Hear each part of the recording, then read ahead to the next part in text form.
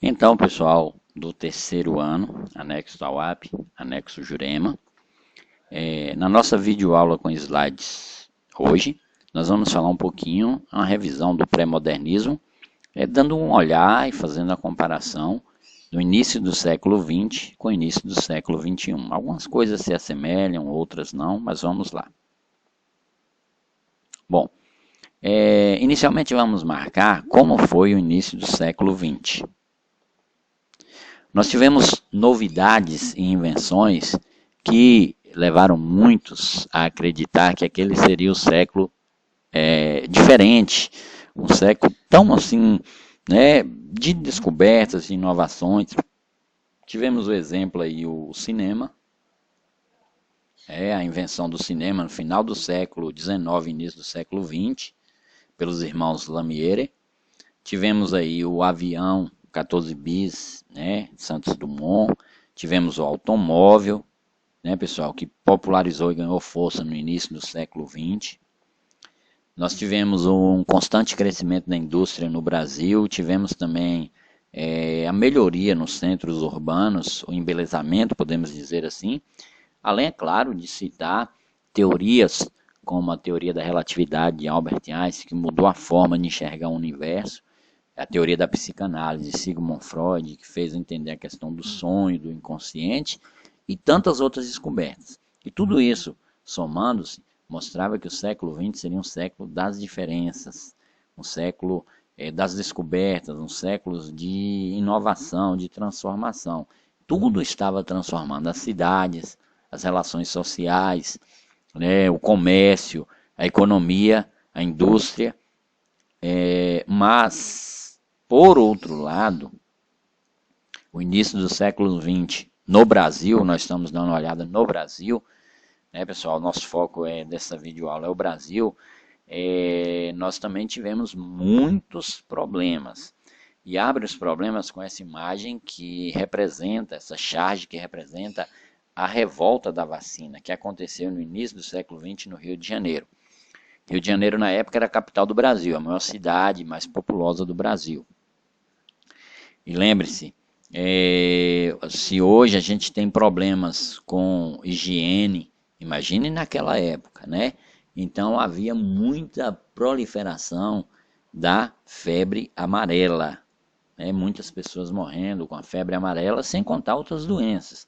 Então, Oswaldo Cruz, esse que aparece sentado em uma seringa aí, com um chapeuzinho na frente, né, do exército, porque a gente vê aqui de um lado os populares, as pessoas, do outro lado as autoridades sanitárias lutando, né, querendo a vacinação obrigatória, o que não existia naquele tempo. Então Oswaldo Cruz, ele queria a vacinação obrigatória contra a febre amarela. E foi aprovado o projeto dele, só que as pessoas não aprovaram.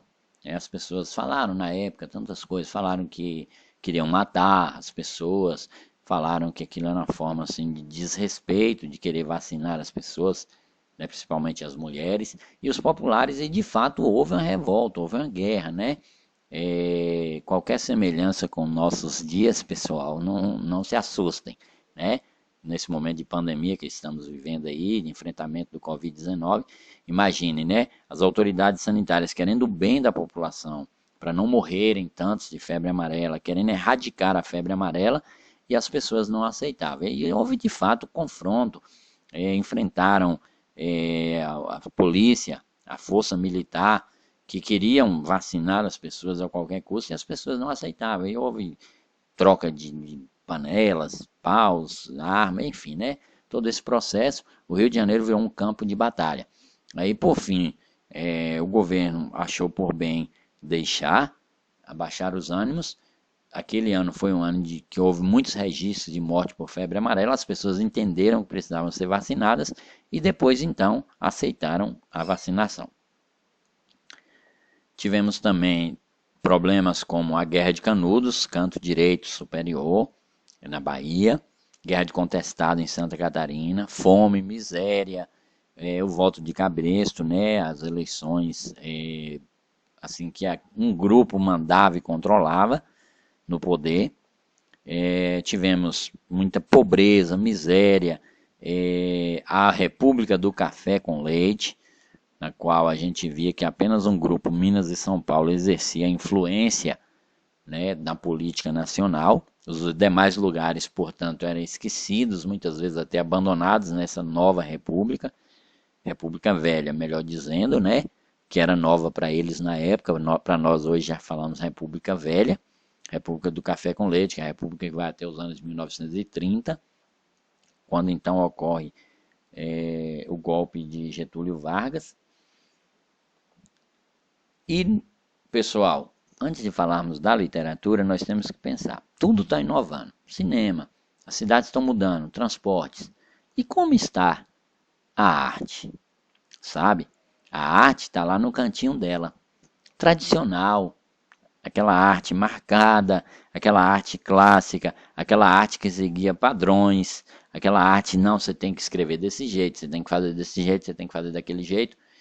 E aí, pessoal, claro que esse assunto nós vamos falar no modernismo, quando formos falar da Semana de Arte Moderna, não agora. Mas aí a gente nota que um grupo está insatisfeito com isso, quer dizer, tudo evoluindo, né? Tudo assim, é como se fosse assim, a pessoa, ele estudou, conseguiu bons diplomas, conseguiu dinheiro, comprou bons carros, boa casa, mas continua com aquela roupa, vamos dizer assim, antiga, velha. Aí eles entenderam então que precisava também mudar a roupa, trocar nesse sentido. Então, a arte precisava também acompanhar essa evolução. A pintura, a literatura, a música. Mas antes da Semana de Arte Moderna, que mudou radicalmente isso, nós temos que pensar no pré-modernismo, que foi uma tendência, que foi um olhar diferente para o momento. Nós temos aqui 4 escritores: Graça Aranha, Lima Barreto, Monteiro Lobato e Euclides da Cunha, ou melhor dizendo, começando em cima, Euclides da Cunha o primeiro à esquerda, depois Monteiro Lobato, Graça Aranha e fecha em Lima Barreto. O que a gente tem?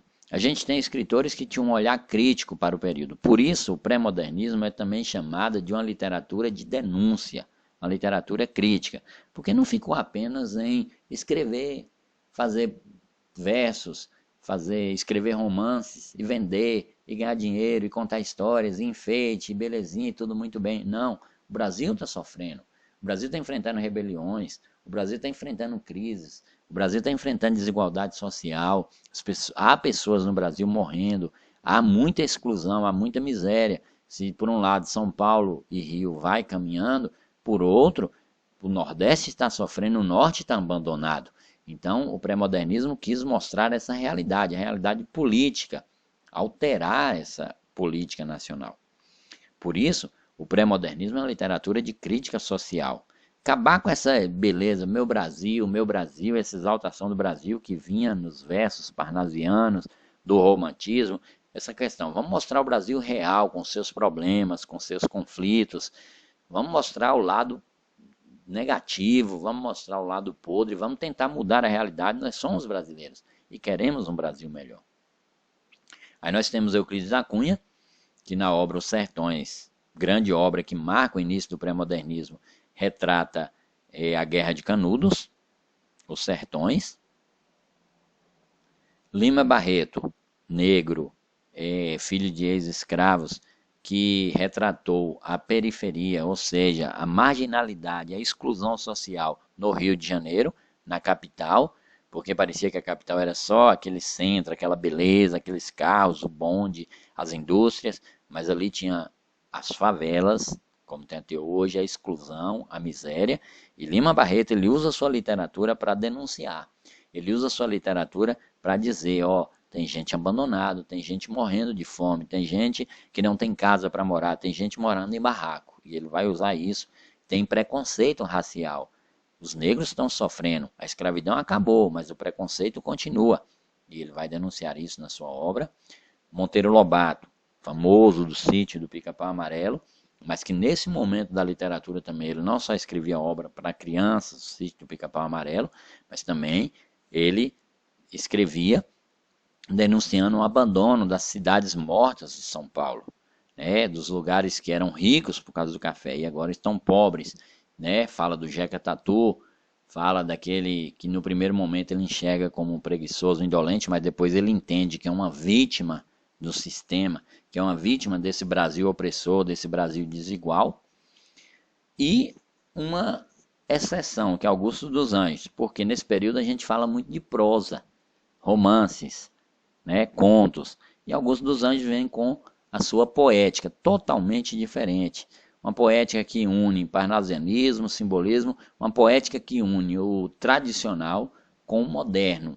Uma poética que não vai ficar falando o problema da Bahia, como fez Euclides da Cunha, o problema de São Paulo, de Monteiro Lobato, o problema do Rio de Janeiro, de Lima Barreto, mas o problema da humanidade. E aí nas poesias deles a gente vai ver a crítica, a denúncia, mas a denúncia não do Brasil, não do local, mas a denúncia mundial. Uma denúncia do ser humano, que muitas vezes quer se achar alguma coisa e, como dizia ele, por fim vai virar comida para verme. Ele também foi inovador no sentido de que quando falava em poesia só cabe palavra bonita, só cabe palavra isso aqui não pode, porque isso é feio, só pode o que é bonito. E ele começou a usar escarro, vômito, né? E outras, lembra daquele famoso verso, escarra nessa boca que te beija, né? Se o vômito ainda te causa, se alguma chaga ainda te causa vômito, e outros exemplos, né, do poema dele, ele vai usar termos científicos, termos da medicina, para criar a sua poética. Assim, pessoal, a literatura do início do século XX é uma literatura de transformação social. Algo necessário nesse século XXI, algo necessário nesses dias em que estamos vivendo, de denúncia, de crítica, de buscar, de lutar, de usar a arte, de usar a literatura, de usar o nosso conhecimento para transformar a realidade social, algo a se pensar nesse período. Assim, a gente fica por aqui. Esse é um panorama do pré-modernismo. No próximo momento vamos falar um pouquinho da modernidade, dessa ruptura com o passado e essa modernidade, esse novo. Até lá e Deus abençoe.